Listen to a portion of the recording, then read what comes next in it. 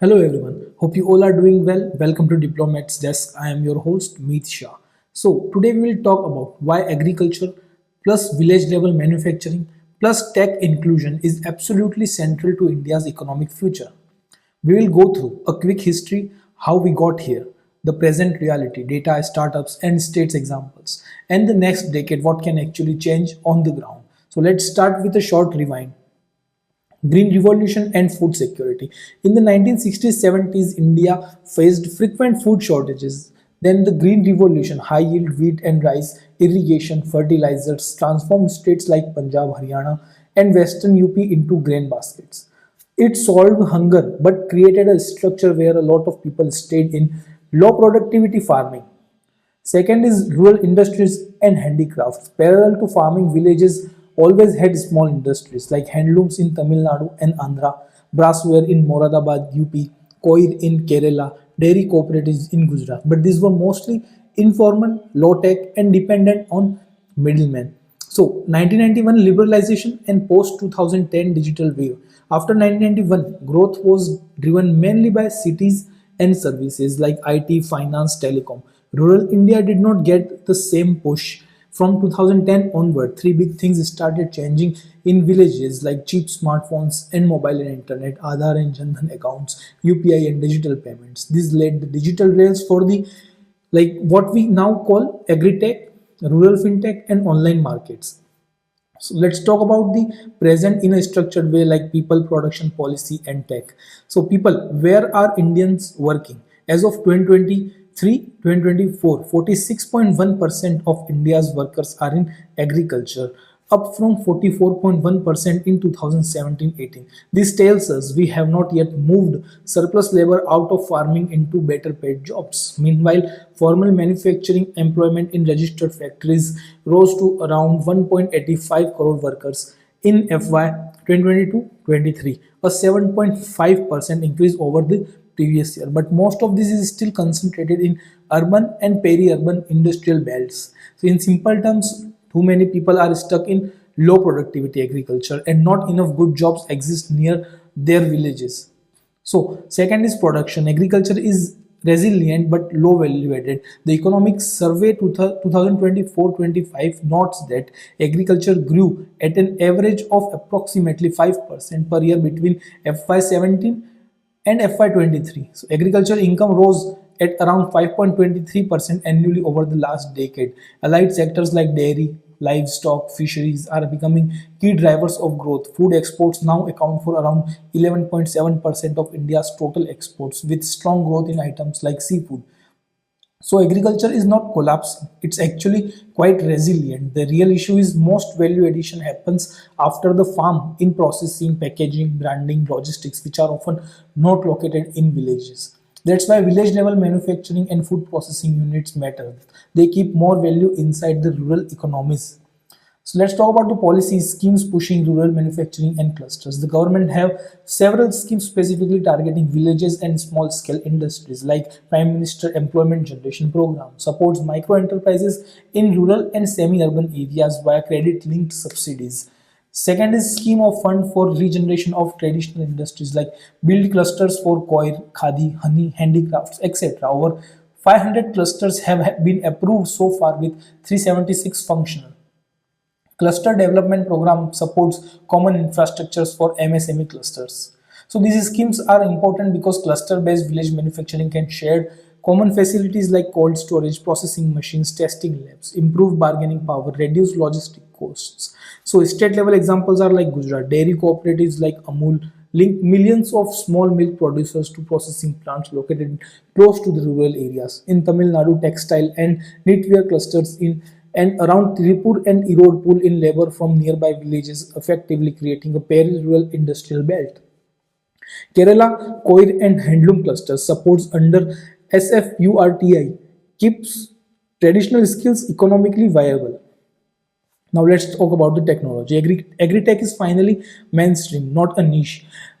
Agritech is no longer just a buzzword. A 2025 review of top aggregate startups in India shows that platforms like Ninjacart, WayCool, DeHaat, WeGrow, AgroStars, Arya.ag, and Bijak are connecting tens of thousands of farmers to market and retailers, managing hundreds of thousands of acres and moving large volume of fruits, vegetables, and grains using data-driven logistics. So example is Ninjacart connects 40,000 plus farmers to 60,000 plus retailers, optimizing routes and prices through technology. DeHaat offers end-to-end solutions of input, advisory, and market linkages using AI-driven ergonomic guidance.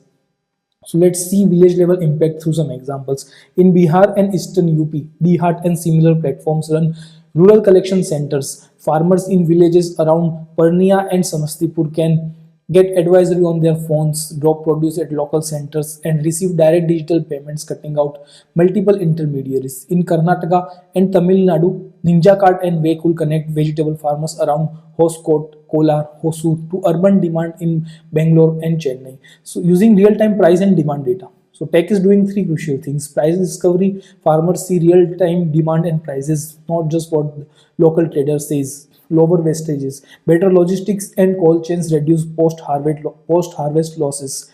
Data trails, digital transactions create histories that unlock credits and insurances. So rural income and consumptions are already shifting.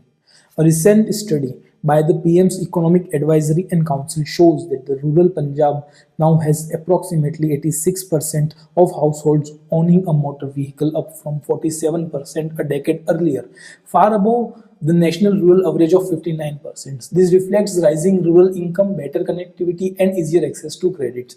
We are seeing similar patterns with fridge, TV, mobiles becoming near universal in many rural pockets. This matters because rural demand for FMCG, two-wheelers, even entry-level electronics drives manufacturing and services growth. So today we have a large rural population. Agriculture that is resilient but underproductive. Policy push for clusters and MSMEs, and Agritech and digital rails is starting to scale. So the question becomes, what can the next decade look like if we actually connect these dots? So now let's think like an economist looking ahead 10 years. First, productivity revolution in agriculture. With AI-based advisory, precision farming, and better inputs, we could see higher yields per acre, especially in rain-fed regions of Odisha, Chhattisgarh, Madhya Pradesh, and Jharkhand.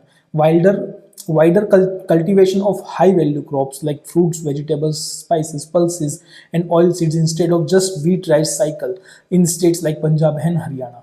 Tech-enabled agri-tech plus government schemes like promotion of millets, nutri-cereals, and allied sectors can raise farm incomes without needing everyone to migrate, reduce risk using crop insurance tied to satellite and sensor data.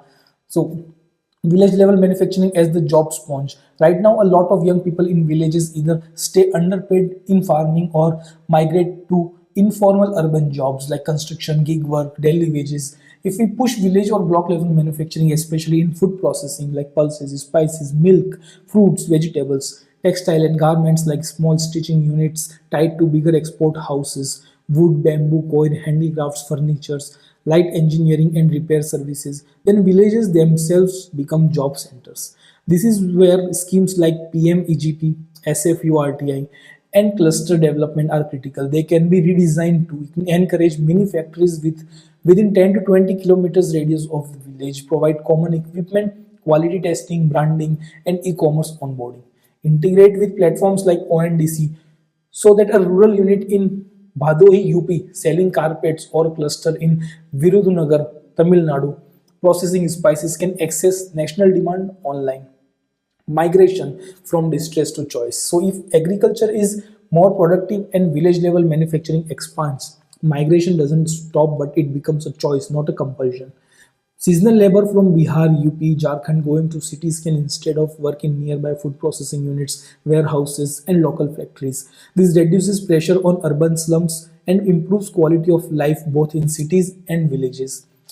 Let's talk about gender and youth unlocking local talents. Village level manufacturing plus technology unlocks two big pools of talent.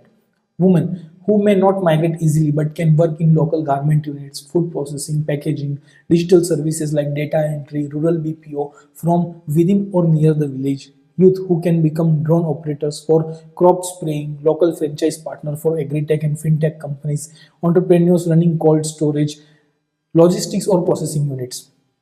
This has direct impact on household incomes, nutrition, and education outcomes. So now let's talk about the climate resilience and sustainability. Climate shocks, erratic monsoons, heat waves, floods hit farmers first. Combining tax plus diversified rural manufacturing helps spread risk. A family with income from both farming and local unit is more resilient. Encourage climate smart practices like precision irrigation, drought resistant seeds, better soil management. This is crucial if India wants to grow without mass climate induced distress migration.